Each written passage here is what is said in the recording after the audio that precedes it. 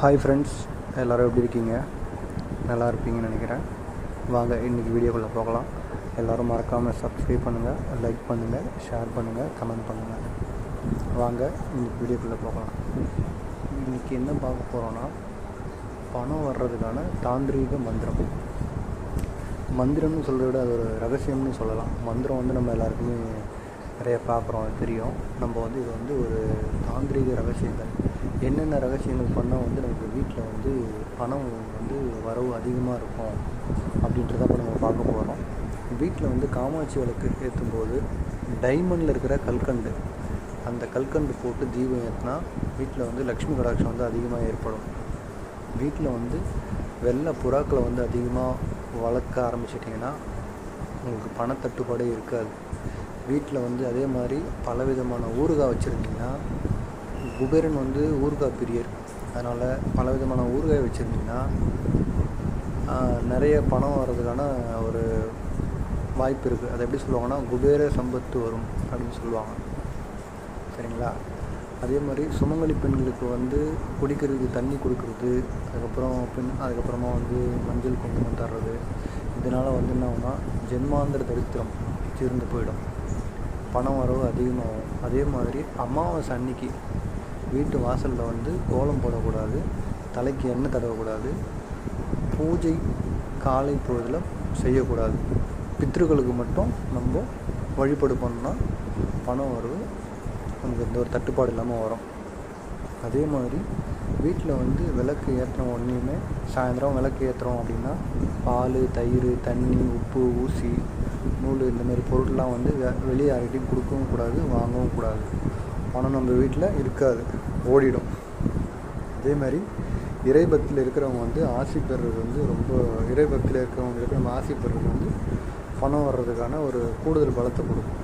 பணம் வரவு அதிகரிக்கும். வெள்ளிக்கிழமை அன்றைக்கி சுக்கிர ஓரையில் மொச்சை சுண்டல் மகாலட்சுமிக்கு நைவேத்தியம் பண்ணிங்கன்னா நம்மளோட குடும்பத்தில் இருக்கிறவங்க எல்லாருக்குமே பணம் வரவு நல்லபடியாக இருக்கும். அதே மாதிரி இது செஞ்சுட்டே வரணும், தொடர்ந்து செய்யணும். ஒரு எத்தனை நாள், ஒரு 48 டேஸ் பண்ணிங்கன்னா உங்களுக்கு ஒரு நல்ல பலன் கிடைக்கும். அதேமாதிரி அப்ஜித் நட்சத்திரத்தில் பகல் 12 மணிக்கு அரவாணிக்கு திருப்தியாக சாப்பாடு கொடுக்கணும்.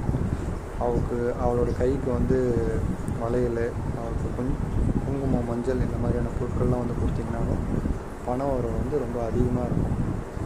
அதேமாதிரி பார்த்திங்கன்னா, யாரோட ஜாதகத்தில் லக்னத்தில் 3ல் சுக்கிரன் நீச்சம் பகையின்றி இருக்குதோ அவங்களோட கையில் சுக்கிர ஓரையில் பணம் அன்றைக்கி வாங்கணுன்னா நமக்கு அன்னிலேருந்து சுக்கிர தசை தான், அதை யாருமே மாற்ற முடியாது.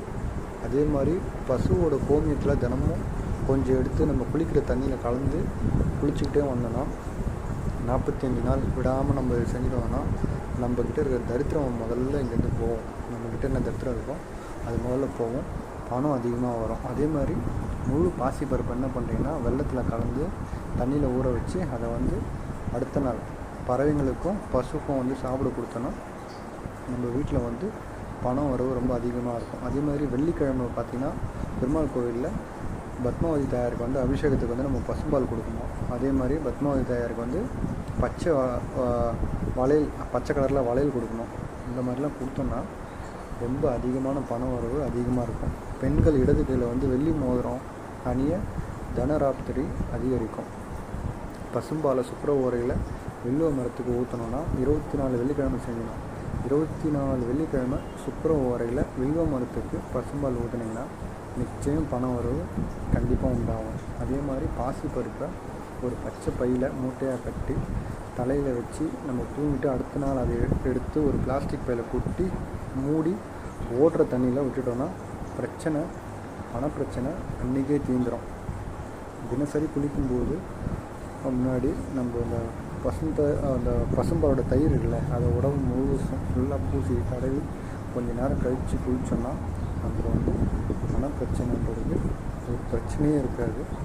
அதனால் இப்போ நான் சொன்னதை நீங்கள் எல்லாம் ட்ரை பண்ணி பாருங்கள், நிச்சயம் நல்ல ரிசல்ட் கிடைக்கும். எனக்கு அதுக்கப்புறமா நீங்கள் கமெண்ட் செக்ஷனில் போடுங்க. எல்லோரும் மறந்துடாமல் லைக் பண்ணுங்கள், ஷேர் பண்ணுங்கள், கமெண்ட் பண்ணுங்கள்.